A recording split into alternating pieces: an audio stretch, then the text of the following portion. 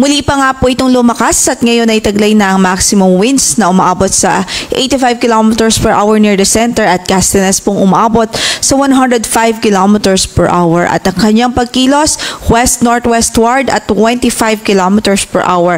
At base nga po sa pinakahuling datos, nakita ang kanyang sentro sa layong 130 kilometers kanluran ho yan ng Coron, Palawan.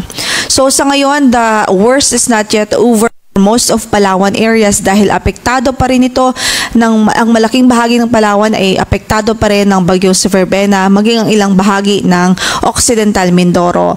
And even yung mga pag-ulan ay pwede pa rin maranasan sa natitirang bahagi pa o sa kanlurang bahagi ng Luzon at maging sa Western Visayas dahil nga po sa epekto nitong si bagyong Verbena. Based po sa track na ipinalabas natin ngayon 5 AM bulletin, so pinapakita nga po nito that as of 2 AM ay nakalagpas na po ng landmass ang sentro nitong si Verbena, pero yung kanyang radius hagip pa rin ang malaking bahagi ng Palawan and even may possible direct impact pa rin ito sa Occidental Mindoro. Kung kaya't may mga areas pa rin na nakataas ang ating tropical cyclone wind signal.